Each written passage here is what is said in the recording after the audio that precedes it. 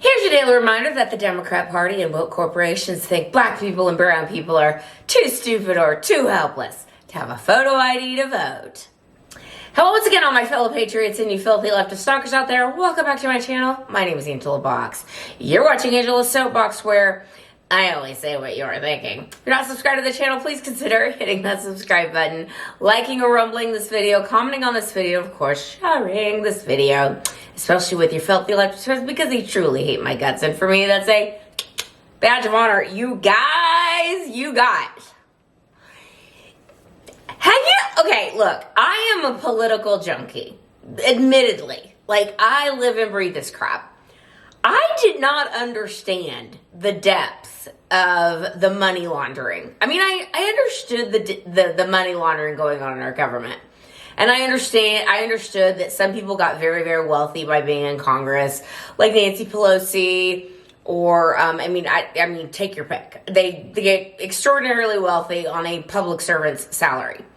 And I understood that there's some money laundering going on. I didn't, I'm not very smart when it comes to that. I don't really understand, like, how and the mechanics of it, but I knew that it happened.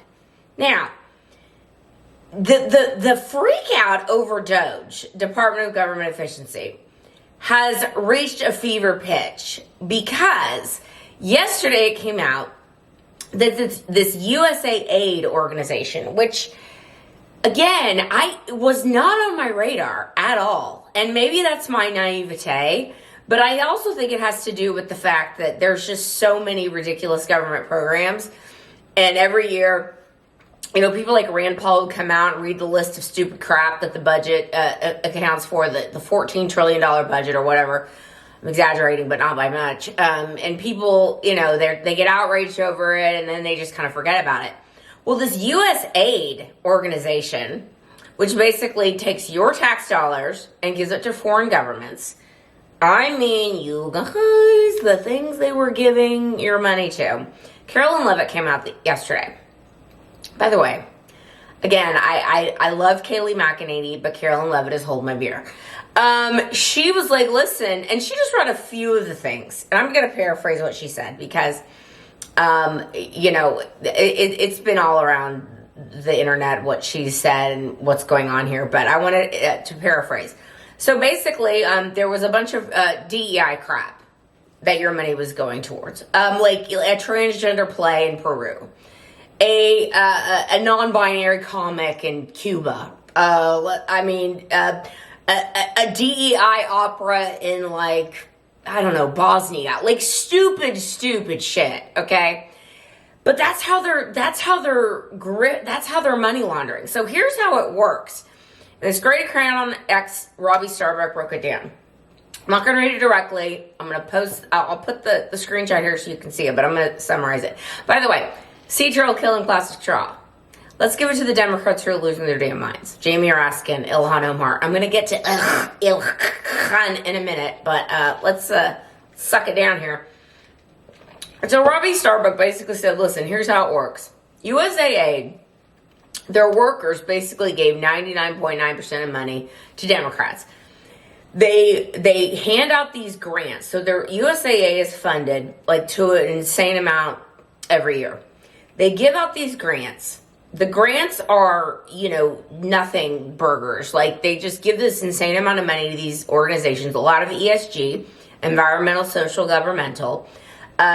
These organizations are the ones who have been pushing the woke crap, the DEI crap. And for all those people who are like, where did the transgender push come from a few years back? Like, where the hell did that come from? Well, now we're coming to find out it came from organizations like USAID, hiring a bunch of ESG coordinators, giving billions of dollars to ESG and DEI and things like that. So all this money was being sent to foreign governments, and then the organizations, the NGOs that would receive the money, then would kick back a bunch of money to Democrats. They would donate money to the Democrats, to certain Democrats in the Democratic Party.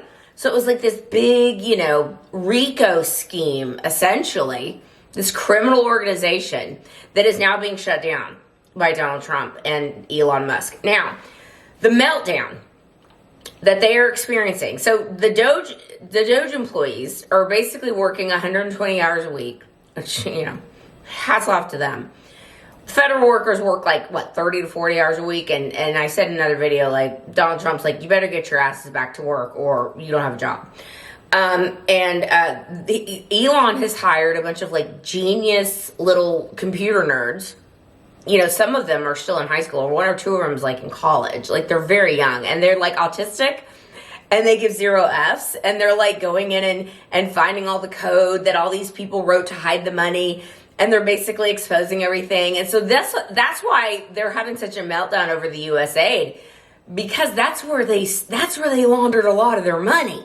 So yesterday, Jamie Raskin, who needs another pet project now that the January 6th committee's done, and I guess he got a pardon too from Biden.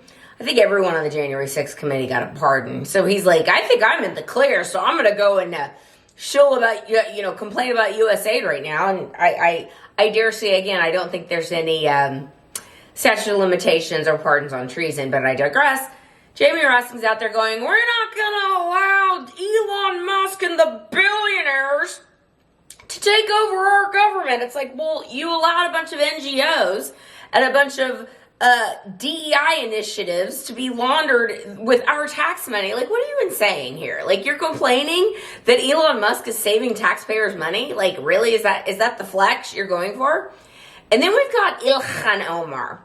Every time this woman talks, man, I'm reminded of the fact that she's a big, big, big Muslim advocate lady. Remember what she said about 9/11? She said, some people did something about 9/11. She more than likely married her brother and committed immigration fraud to come into this country on a student visa because she was married.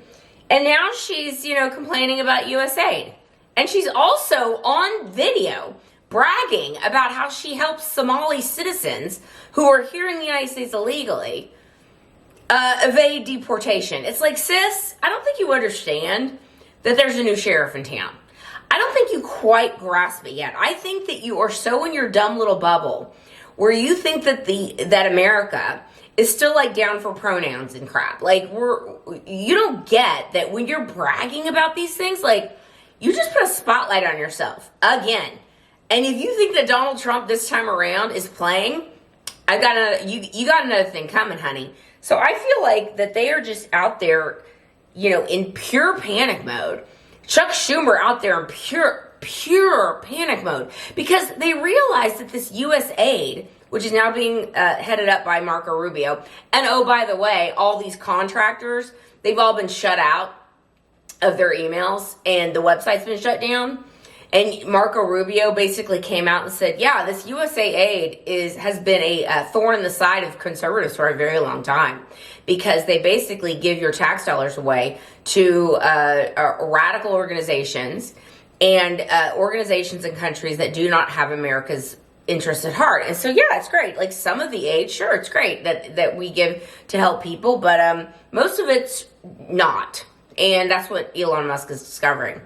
Again, Democrats, I urge you to not change a thing. I urge you to continue to have meltdowns over money being saved from taxpayers' money being saved. I urge you to continue down this path because 2026 is coming and you're going to lose even more.